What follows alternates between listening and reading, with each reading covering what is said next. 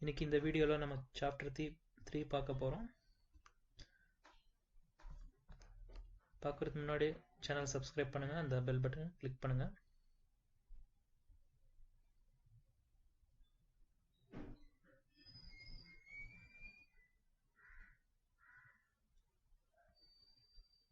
Chapter 3 Legal and Regulatory Environment. So இந்த வீடியோல என்ன பார்க்க போறோம்னா முதல்ல வந்து regulatory environment of mutual funds. Mutual funds யார் ரெகுலேட் பண்றாங்க, அந்த ரெகுலேட்டரி அத்தாரிட்டிஸ் யார், அவங்க பத்தி பார்க்க போறோம். நெக்ஸ்ட் வந்து ரைட்ஸ் அண்ட் ஆப்ளிகேஷன்ஸ் ஆஃப் இன்வெஸ்டரோட ரைட்ஸ் அண்ட் ஆப்ளிகேஷன்ஸ் அதை பற்றி தெரிஞ்சுக்க போகிறோம். அடுத்து வந்து AMFI code of ethics. AMFI already பேசியிருக்கோம், association of mutual funds of India. உங்களோட கோட் ஆஃப் எத்திக்ஸ் என்ன, அதை பார்க்க போகிறோம். அடுத்து வந்து AMFI's code of ethics for இன்டர்மீடியர்ஸோட கோட் ஆஃப் எத்திக்ஸ், அவங்க எப்படி மியூச்சுவல் ஃபண்டு பிஸ்னஸ் பண்ணவங்களோட ரெகுலேஷன்ஸ் என்ன, அதை பற்றி பார்க்க போகிறோம். நெக்ஸ்ட் வந்து ரெகுலேட்டர்ஸ் இன் இந்தியா. மியூச்சுவல் ஃபண்டை வந்து ரெகுலேட் பண்ணுறவங்க யார் யாருன்ட்டு இதில் மேஜர் 3 ரெகுலேட்டர்ஸ் இருக்காங்க. அவங்க வந்து SEBI, securities and exchange board of India. அடுத்து வந்து AMFI, association of mutual funds of India. அடுத்து வந்து SRO, self regulatory organisations. Okay, next வந்து செபியோட டீட்டெயிலில் பார்க்கலாம். செபினா தெரியும், இது வந்து security and exchange board of India. அவங்க வந்து regulatory authority of security markets in India. So SEBI not only regulates security markets, அவங்க வந்து மியூச்சுவல் ஃபண்ட்ஸ் ரெகுலேட் பண்ணுறாங்க, டெபாசிட்டரிஸ், கஸ்டடியன்ஸ் அண்ட் ஆர்டிஎஸ்னா ரிஜிஸ்டர் அண்ட் ட்ரான்ஸ்ஃபர் ஏஜென்சிஸ், இவங்கள கூட ரெகுலேட் பண்ணுறாங்க. மியூச்சுவல் ஃபண்ட் ரெகுலேஷன்ஸ்க்காக அவங்க வந்து கைட்லைன்ஸ் கொடுத்துருக்காங்க. அதுதான் SEBI mutual fund regulations 1996 guidelines வந்து கொடுத்துருக்காங்க மியூச்சுவல் ஃபண்ட்ஸ்க்கு. நெக்ஸ்ட் வந்து ஆர்பிஐ தெரியும், reserve bank of India, regulates money market and foreign exchange market. So mutual funds கூட ஆர்பிஐயோட கம்பைல் பண்ணணும், ஏன்னா இவங்க வந்து டெட் ஃபண்டில் இன்வெஸ்ட் பண்ணுறாங்க. ஸோ அது கம்ப்ளை பண்ணணும். Mutual funds also comply with stock exchanges regulated by SEBI. அடுத்து வந்து AMFI, Association of Mutual Funds of India. AMCs are the members of AMFI. All the AMCs, asset management companies, வந்து AMFI ஓட members. இது எது create பண்ணாங்கன்னா, to promote the interests of mutual fund industry. Mutual fund industry promote பண்ணுறதுக்கு, அவங்க develop பண்ணுறதுக்கு இது create பண்ணுங்க. எங்களோட டியூட்டிஸ் ரூல்ஸ் என்னன்னா, high professional and ethical standards in operations, இது வந்து அவங்க மெயின்டைன் பண்ணிக்கிறதுக்கு அவங்க ரெக்கமெண்டேஷன்ஸ் அண்ட் ப்ரொமோட் கொடுப்பாங்க. Best business practice and code of conduct அவங்க ரெக்கமெண்ட் அண்ட் ப்ரொமோட் பண்ணுவாங்க. அவங்க வந்து செபியோட இன்ட்ராக்ட் பண்ணுறாங்க. அண்ட் மியூச்சுவல் ஃபண்ட் இண்டஸ்ட்ரி சார்பாக செபிக்கு இவங்க ரெப்ரசென்ட் பண்ணுறாங்க. அவங்க வந்து also represent to government, RBI and other bodies வந்து இவங்க ரெப்ரசென்ட் பண்ணுறாங்க. To develop well trained distributors training and certification. அடுத்து வந்து the conduct nationwide investor awareness programs வந்து கண்டக்ட் பண்ணுறாங்க. எதுனா to promote mutual funds in India. அடுத்து வந்து the undertake studies and research with other bodies. Mutual fund இண்டஸ்ட்ரியில் research and studies வந்து இவங்க வந்து அண்டர்டேக் பண்ணுறாங்க. அடுத்து வந்து SRO, self regulatory organisations. So காமனாக மார்க்கெட் பிளேயர்ஸ் வந்து அவங்க ஓனாக அவங்க SRO கிரியேட் பண்ணிக்கிறாங்க. அது ஒரு பேசிக் ஹேபிட்டாக வந்துக்கிட்டே இருக்குது. SROட ப்ரைம் ரெஸ்பான்சிபிலிட்டி என்ன பார்த்தீங்கன்னா, to regulate their own members, அவங்க ஓன் மெம்பர்ஸை ரெகுலேட் பண்ணுறதுக்கு கிரியேட் பண்ணிக்கிறது அந்த SRO. ஸோ SRO வந்து என்னதான் செல்ஃப் ரெகுலேட்டரி இருந்தாலும் இந்த ப்ராட் பாலிசி ஃப்ரேம் ஒர்க் வந்து கவர்மெண்ட் லே டவுன் பண்ணுறாங்க. இந்த மைக்ரோ ரெகுலேஷன் வந்து SROக்கு விட்டுருவாங்க. ஃபார் எக்ஸாம்பிள்ஸ் பார்த்தீங்கன்னா, ICAI தெரியும் எல்லாருக்கும், institute of chartered accounts of India. அடுத்த SRO பார்த்தீங்கன்னா செக்யூரிட்டி எக்ஸ்சேஞ்சஸ்க்கு NSE, BSE, MSCI, இவங்க வந்து self self-regulatory organizations. Mutual funds இன்னும் SRO வரல, it's under process. அடுத்து வந்து AMFI Code of Ethics, AC short formல AC ன்னு சொல்லுவாங்க. அது என்னன்னு பார்க்க போறோம். AMFI Code of Ethics என்ன பண்ணுவாங்க? It sets the standards of good practices for AMCs to follow. அவங்க வந்து ஸ்டாண்டர்ட்ஸ் வச்சிருக்காங்க. அந்த ப்ராக்டிஸ் குட் ப்ராக்டிஸ் ஏஎம்சி என்ன ப்ராக்டிசஸ் ஃபாலோ பண்ணணும் அதை அவங்க வந்து டிரைவ் பண்ணுறாங்க. To follow in their operations and dealings with investors, intermediaries and public. இவங்களோட அவங்க எப்படி ஆப்ரேஷன்ஸ் பண்ணணும் அதை வந்து அவங்க டிரைவ் பண்ணுவாங்க. நெக்ஸ்ட் வந்து SEBI Mutual Funds Regulations 1986. இந்த ரெகுலேஷன்ஸ் என்ன சொல்லுன்னா, requires all AMCs and trustees to abide by the code of conduct.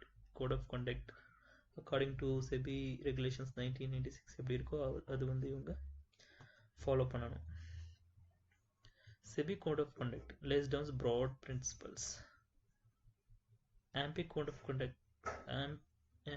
AMFI code of ethics வந்து sets more explicit standards for AMCs and trustees. SEBI code of conduct வந்து broad principles வந்து lay down பண்றாங்க.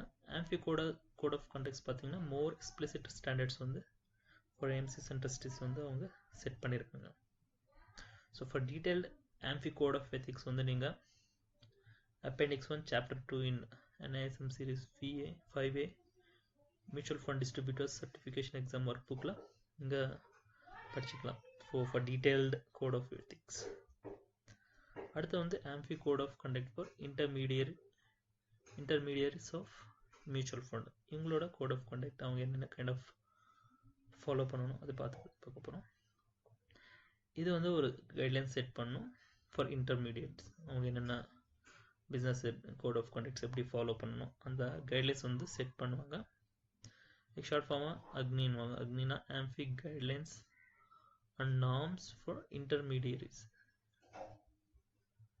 Intermediaries யாரான்னு பார்த்தீங்கன்னா individual agents, individual distributors, brokers, distribution houses and banks. இவங்க எல்லாம் intermediaries. So இந்த code of conduct வந்து இவங்களுக்கு ஃபாலோ பண்ணணும்.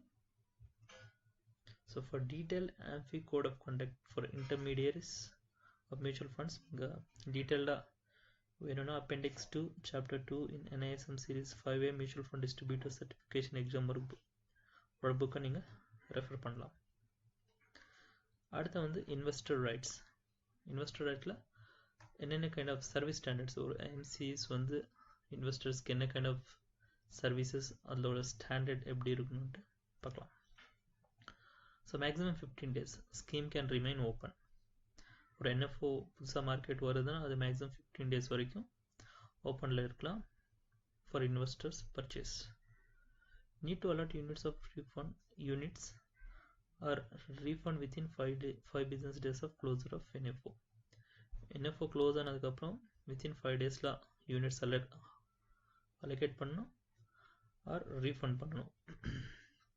Any delay in refunds 15% of for period of delay has to pay to the investors. ஏதாவது டிலேல இருந்துச்சுன்னா இன்வெஸ்டர்ஸ்க்கு அவங்க 15% per annum எத்தனை பீரியட் வரைக்கும் டிலே இருக்கோ அது பே பண்ணணும். Statements of accounts has to be sent to the investor, physical or email. Consolidated statements of accounts to send to the investor for each calendar month. Every month வந்து அவங்களுக்கு consolidated statement அனுப்பணும். Investor can opted to receive units in demat account also. Demat formல கூட அவங்க units receive பண்ணிக்கலாம். Investor can ask for unit certificate for his holding. Unit certificates அவங்க AMC கிட்ட கேட்கலாம். NIV has to be published daily, 2 daily newspapers. NIV வந்து NIV தெரியும்ல, net asset value. அது வந்து at least 2 daily newspaper all over India circulate ஆகிற news பேப்பரை அவங்க பப்ளிஷ் பண்ணணும். ஃபாலோட். நெக்ஸ்ட் வந்து NIV and repurchase price to be updated in AMFI and mutual fund sites. அவங்க சைட்ஸில் வந்து NIV அண்ட் ரீபர்ச்சேஸ் ப்ரைஸ் வந்து அப்டேட் பண்ணிக்கிட்டே இருக்கணும். Investors can appoint 3 nominees and also they distribute the percentage. Maximum 3 nominees appoint பண்ணலாம். அந்த 100% வந்து அவங்க distribute பண்ணலாம். Can also pledge the units. அவங்க units pledge பண்ணி they can take a loan, I think. Have proportionate right to the beneficial ownership of assets of the scheme. ஸ்கீமில் வந்து அவங்க எந்த அளவுக்கு இன்வெஸ்ட் பண்ணுறோம் அந்த அளவுக்கு ஓனர்ஷிப் இருக்கும். Can change distributor or go direct without NOC from அவங்க distributor change பண்ணலாம். They can go directly without NOC from the distributor. அடுத்து வந்து they can hold units in demat form. physical form இல்லாமல் demat formல கூட அவங்க units hold பண்ணலாம். அடுத்து வந்து unit holders have right to inspect key documents such as trust deed, investment management agreement, custodial service agreement, RT agreement, and memorandum and articles of association of the AMC. The kind of documents அவங்க எல்லாம் inspect பண்ணலாம். They have the rights. Next வந்து limitations of rights of unit holders.